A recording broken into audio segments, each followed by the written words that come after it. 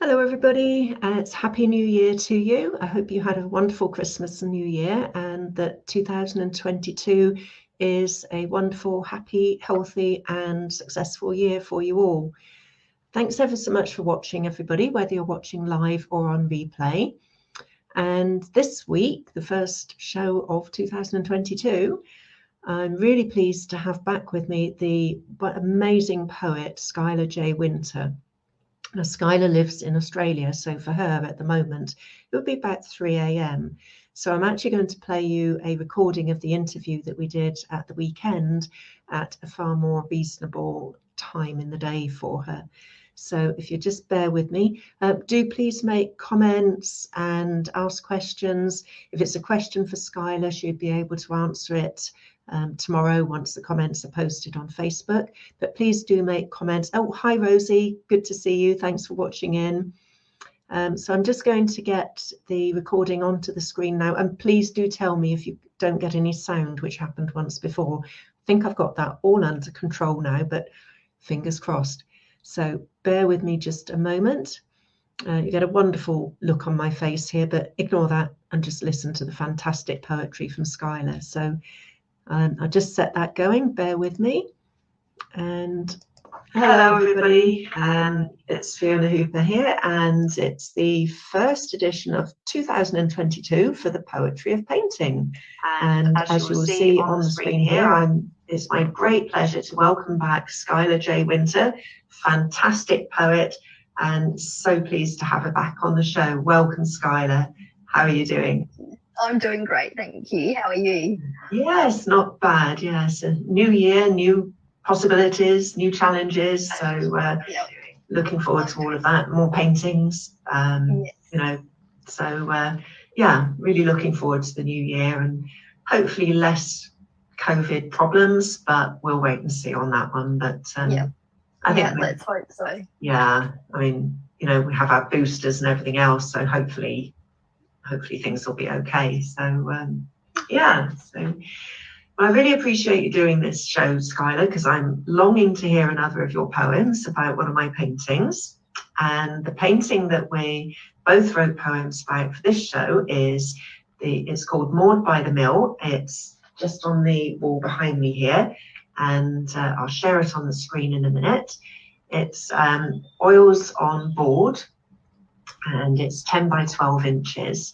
And it's one that I did in Norfolk back in September 2019, pre-COVID times. And it just seems like a lifetime away now, but it was really good fun painting on site there, which is actually at How Hill. And the mill that you can see is a drainage mill. So it's a windmill, but it's for draining the land behind it, and it's called Turf Fen Mill. So there we go. And it was a slightly overcast day, but with the sun breaking through at times when I painted it, and it was just really good fun. Stood there, my friend Veronica painting away as well, so that was lovely. And there we go. So that's the painting, and just so that you can see it a little bit more close up, I'm just going to share that on the screen now. So there we go. Hopefully you can all see that. And please do make comments and ask questions. If there's any questions for Skylar, because this is a recording because of the time difference between here and Australia, where Skylar is, which is 8 hours. It would be a bit unfair to have her on the line at 3 in the morning for the show. So that's why we're doing it as a recording. But so if there's any questions for Skylar, please post them in the comments, and then she can answer them once she's awake, whenever. So that'd be great. So Skylar, would you like to start off by reading your poem for us, please? Well, I can do that for you. I just need to get my poem up on my screen. Sorry. Okay then. So yeah, this one's a little short one for me. I tend to write quite long pieces, but this is a nice little quick one. And I love hearing actually the the little history of your painting, Fiona, because I'm always left wondering, you know, when did you paint it and whereabouts is this? And I even did a Google of the UK trying to look for mills that were run by windmills and everything and whatever, just to kind of give me more of a sense of like purpose and all the rest of it. But in the end, I just fell back on kind of my own imagining. So this is it, moored by the mill. Under winter sky, the river flows by. Dark depths alight, in the random moments clouds gap, waves slap slap. Wind gusts ruffling reeds and feathers, blades of windmill captured, set pivoting on axis, moaning, cattle hidden, lowing. Sounds dance in symphony, a soothing mixed cacophony, a unique and captivating blend, chorelled at River Bend. Until the weather passes, I am a silent witness, taking in my fill of an unexpected mooring by the mill. And that's it. Brilliant. Oh, I love that. Just the whole, it just puts you there in that place with the sounds and the feeling of the wind blowing and the gusting, and that's brilliant. Thank you. Thank you. Oh, so lovely. And it's just lovely that you've got all of that just from the painting, not knowing anything else, which is just amazing. Brilliant. Thank you. Well, I think the amazing is your art, because it always fills me with a really complete picture. So and lots of feeling, as we've discussed many times. I'm a very feeling person, and just filled me with just a really beautiful sense of being quite alone, as a lone witness of kind of that landscape. So it's very beautiful. Thank you for asking me to write for it. Well, thank you for writing. Thank you. Okay, well, I'll do mine now. Mine's actually a little bit longer this time, but there we go. So I've called it Moored by the Mill, like I normally do, the title of my painting. So here we are. Drifting gently along the meandering river, its banks overgrown with shrubs and trees, I find some moorings at the river's curve, a place to shelter from the gusting breeze. As I gaze across at the old white-topped mill, I can imagine the creak of the wooden sails, but the building is silent, abandoned now. No more will it turn and tell us its tales. The clouds have gathered, looming above, driven by the wind across this flat ground, yet still the sun breaks through their cover, and boats and mill with light are crowned. It's a peaceful spot, a tranquil place to rest, water gently lapping as it flows round the hull. Dragonflies and birds accept our calm presence, and the world is caught in a delicious lull. A boat glides quietly past, using the river's flow, but here we'll stay and experience the thrill of an approaching dusk and a velvety night in this idyllic place, safely moored by the mill.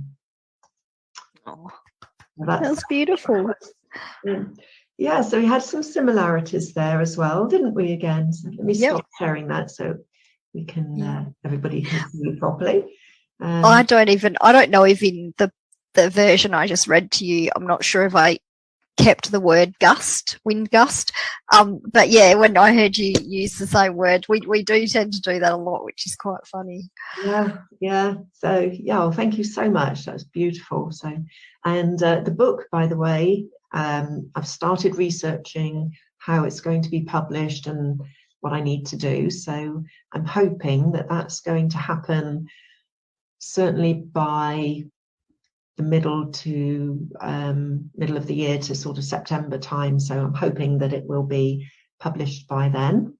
Nice. Because I'm doing an art fair in September as well, and I'd love to have the book available for that. Yeah. So I'll keep you posted on that. So that's exciting. It is exciting. Yeah. So what have you been doing poetry-wise, Skylar? Have you been back into any shows at all recently? I know you're working quite long hours at the moment as well, which makes it tricky, but it does make it tricky, because a lot of the events that I was doing pre my kind of break are all like international events. So it did mean always, sort of being up at 3 in the morning. So those have had to pretty much come to an end. But in November, I was invited to be the feature poet at Clive Oseman's Beehive event, and he's from the UK, and him and a guy, Nick Lavelle, they run Beehive, and it's a fantastic event. It's a really, really safe online space, and it was perfect timing. I was ready to go back and do that, and it was really beautiful being back in that space amongst all my new friends, and seeing them all again, and getting to because in the break I've kept writing, so I had like everything that I did was all new work, so it was nice to kind of be able to present some of that and get feedback. So yeah, so that happened before Christmas. And then coming up, I've been asked, and I don't think it's a secret, he hasn't said keep it a secret, but Mark Simmons, who I know you've had on the show, and who I read at his book launch and everything, he's asked me to collaborate and do like a duet poem with him, which may or may not end up on a podcast, so that's exciting. Yeah. So and then I've got my own second book coming out. There's still no date yet because doing the final edits, just because we've incorporated artwork this time, it's just meant a whole different kind of editing that's been required, and making sure that the images are actually going to be able to be reproduced at the right quality. So there's been a lot of work going into that. But yes, I feel that it's very close. The edits are finished completely, so now it's just a matter of ticking boxes and all that kind of thing. So make sure once you've done that, just let me know, and we can share posts and let people know that it's out there ready. And hopefully you'll do another show with me as well before then. So I'd love to have the links ready to put on that, and that'd be brilliant. So how long is it since your first book was out now? It's a while, hasn't it? Yeah, it is a while. So it was October 2020 that my first book, Pieces of Humanity, was released and launched. And then we'd hoped for book 2 to be sort of October 2021. But just kind of missed it. Lots of stuff going on. So hopefully just the first part of this year, we're hoping to see that. And that will be very exciting. And then we'll kind of from there, because a lot of work, obviously you would know, I think any artist puts their heart and soul into any of their creations, and to see it from birth right through, to being out in the world and all that is a lot of work. And given the long hours I now work, I have to start making some really good judgment calls about, do I want to keep putting stuff into print and putting so many hours into that side of things, or do I just want to write and enjoy it and occasionally, do a show or whatever? There are some opportunities possibly overseas, which if the borders do open up, we've been told 5th of February, Australia will open its borders. But we've also been having we're seeing a rise in cases of the Omicron variant of COVID. So at any point, the WA Premier could decide, no, we're actually not opening the border. So I don't know. So there's lots of things in the air, and just lots of decisions to make about where is the best, what is the best way to spend any free time that I do have. I think at the moment I'd be reluctant to book anything overseas at all, because just things are so up in the air and changing from one week to the next, aren't they? So but at least we've got online things still. But do send me the link again for your current book, so that I can add that into the comments for people as well, because I'm sure there'll be some people that'd love to check that out and hopefully order a copy as well. So thank you, that would be lovely. So I believe it's rather warm where you are at the moment as well. Yes, it is. Today's a little bit cooler, but leading into Christmas and Christmas Day, Boxing Day, they were all in the 40s, 41, 42. I think we got as high as 43 degrees on one of those days. So it's been very, very hot. Too hot to really even enjoy the outside. It has been a bit of a strange year. Normally I do a lot of walking. and would walk to and from work, but it sort of was either pouring down with rain or then 35 degrees. So sort of Yeah. Yeah, a little bit warm. Yeah, we don't tend to get it that hot very often over here. Certainly we don't normally get it into the, up to 40, but and again, if it's a humid heat, it's sticky and not very nice. But whereas I think, if you're in a desert somewhere and it's 30 or 40, it doesn't feel it because it's such a dry heat normally. But sticky, not good. But we had the warmest New Year's Eve on record this year, which is crazy. So again, it just reinforces my efforts for trying to do what I can towards halting climate change, doing my own little bit,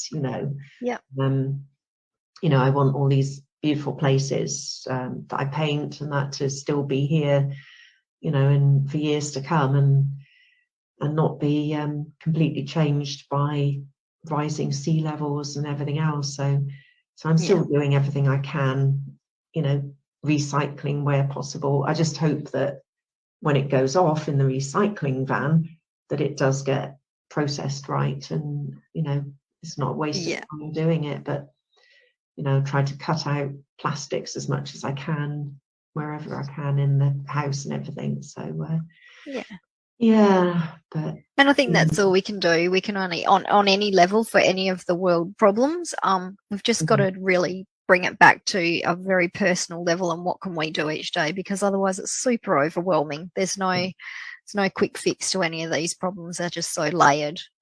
Like you say, you can be doing the right thing on a personal level, and then you don't have control of what happens once your efforts kind of go off in the truck. So that's all any of us can do. Well, I'll keep painting, trying to remind people of the beauty of the natural world, and hopefully encouraging them in that way to care for it as well. So I'm doing my little bit, and besides, and I can't stop. And exactly, it's in you. That's the trouble with us artists. We can't stop. Like, I kind of think, even if I stop putting books out there, I'll still be writing. So then, absolutely, you just can't turn that off. But I love what you're doing with your paintings and putting them into a book and putting them with poetry, because then you're appealing to more than just someone who likes painting or whatever. And it's a way of being able to then have a beautiful collection of your paintings where I wouldn't have enough walls probably to buy all your artwork and put it everywhere. So but I think it's lovely to have the poetry with them as well, and just different interpretations of the paintings as well by the different poets and different styles, and I just think it's so exciting. So I'm also doing a new series of small works at the moment, which I'm building up a collection and going to put it out there as a special offer. Small works on gold leaf panels.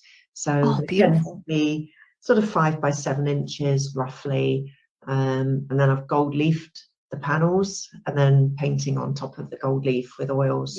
Some of it, depending on which, what the subject is, more or less of the gold leaf showing through and reflecting through. And I just love the effects of the gold leaf. I think I might have mentioned once or twice. Yeah, maybe. I don't think I would have missed it if you had. I would love to see. So, have you got something close by that you can show, or no? Haven't at the moment, I'm afraid. No, they're all out in the studio at the moment. But I've done 6 so far, and I've got a few more to do yet, and then I'll be putting them up on social media and whatever. So good.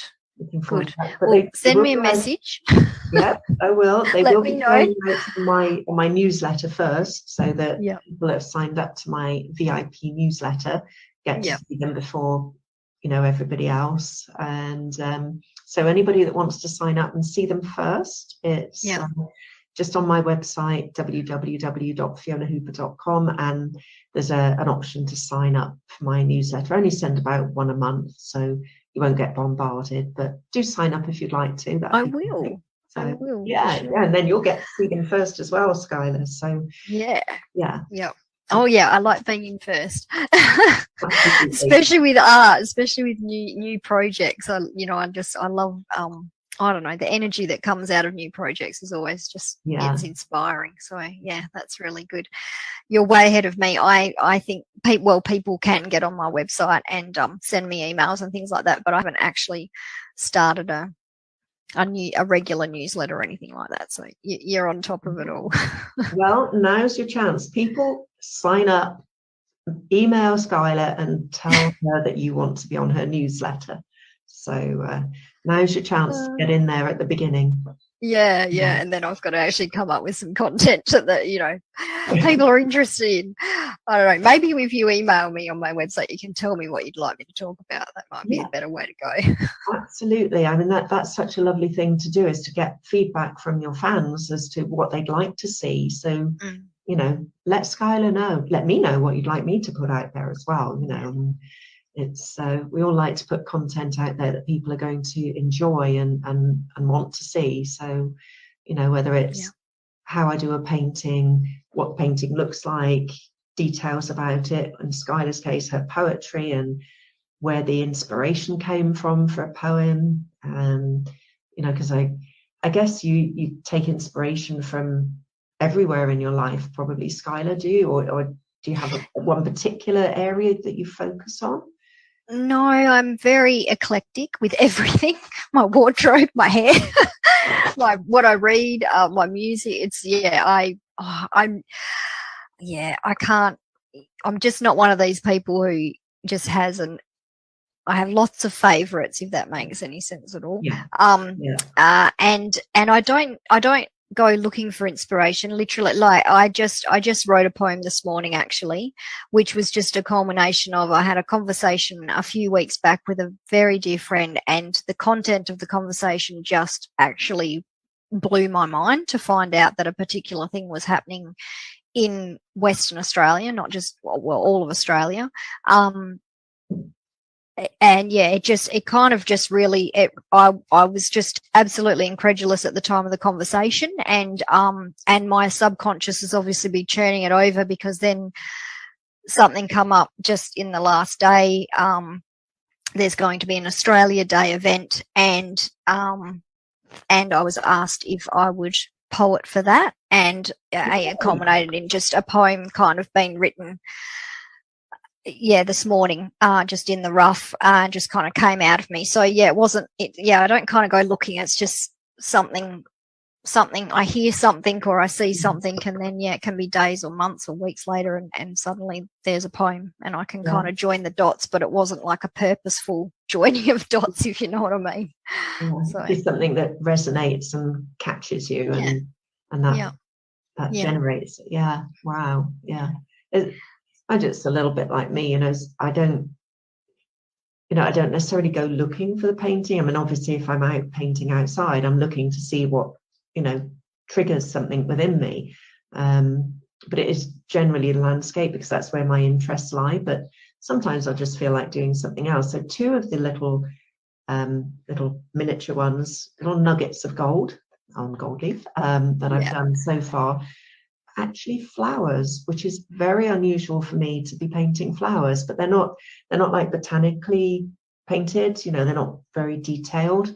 But I really enjoyed doing them. So it was just something that on that day, I just felt, that's what I'd like to do. So and I think it's important not to put yourself in a box. Like, I think it's really important to just not be like, oh, well, I only do this, or I only do that, or because then you're just limiting yourself, and just kind of closing your mind off to maybe other possibilities. So I think I'm all for not fitting in a box. Definitely. We're artists. We don't want to be pigeonholed and boxed up and put on a shelf. We want to be free to just take inspiration where we can, and just follow our instincts and what's our emotions, basically, isn't it? So magic. So well, that's some exciting things ahead. Yes, and for you, I'm very much looking forward to seeing those gold leaf paintings. That is going to be quite remarkable, I think.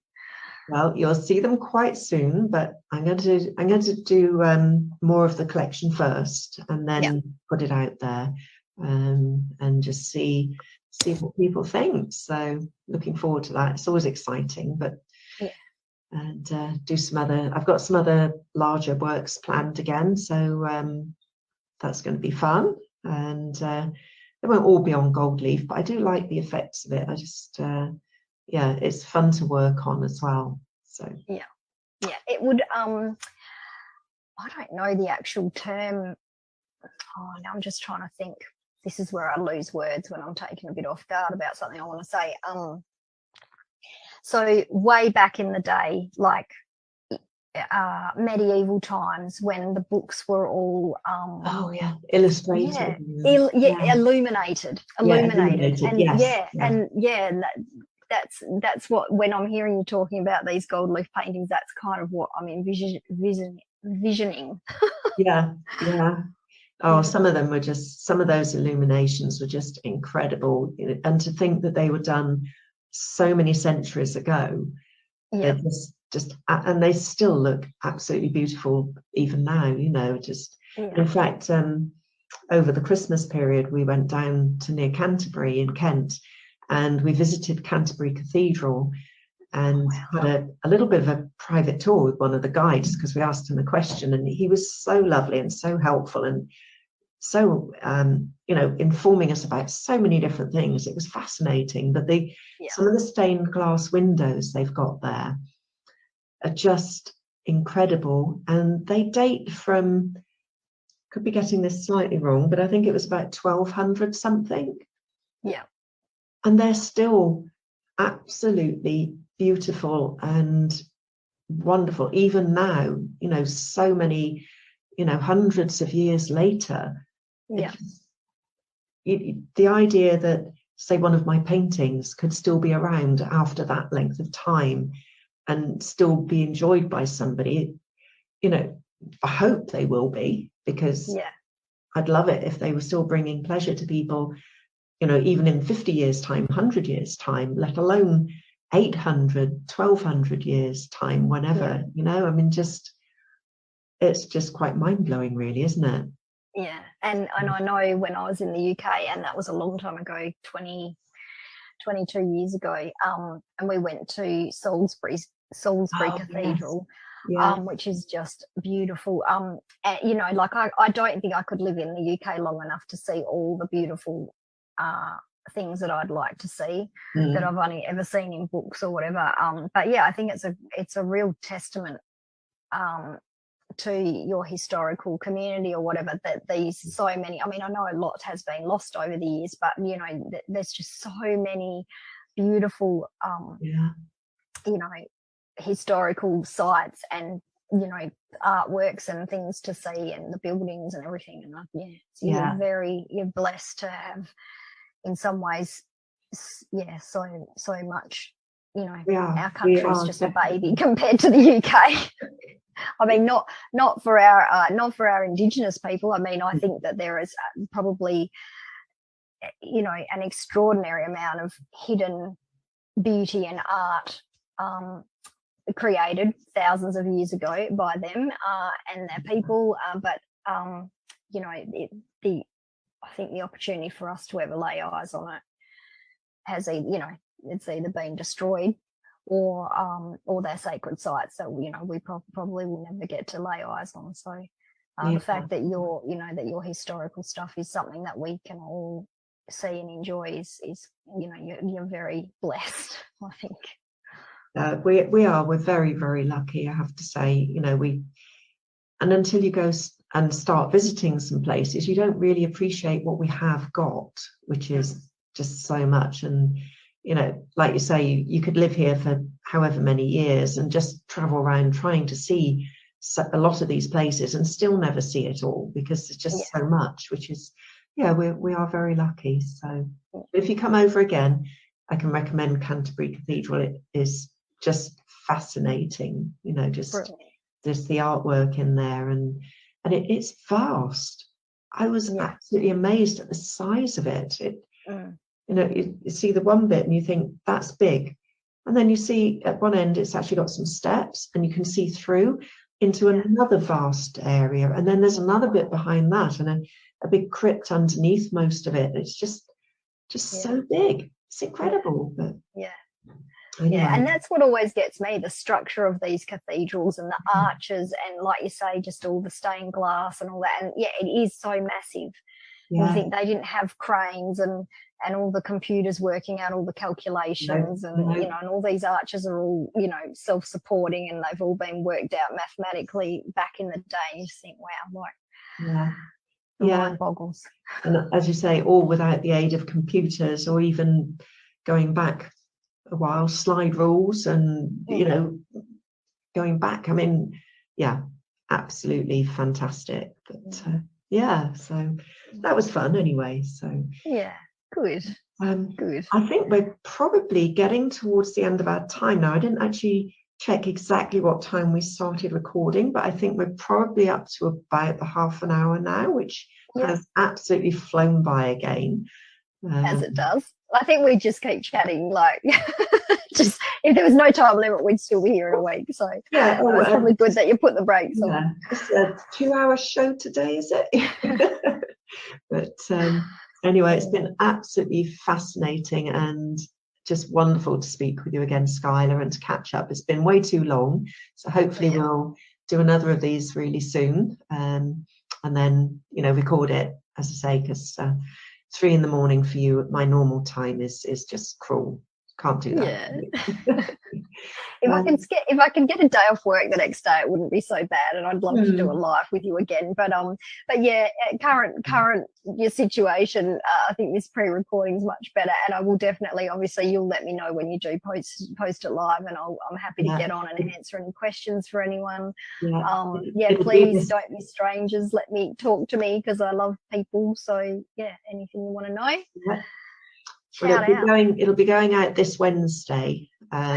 So by your Thursday, you should be seeing it when you get up on Thursday morning. So good. So thank you so much, and thank you everybody for watching. Hopefully you've been leaving lots of comments. Obviously I can't see that at the moment because this is a recording at the moment, but hopefully you'll be back to join me again the next week, which will be January the 12th, and I'll have another fantastic guest on the show again then. And Happy New Year to everybody, and hope it's going to be a fantastic year for everybody, with a bit of a return to something like normality with any luck. So fingers crossed. So thanks again, and it's goodbye now from myself, and goodbye from Skylar. So from me. Happy New Year, everyone. Thanks for joining. See ya. Happy New Year. Bye. Bye, Skylar. Bye. See ya.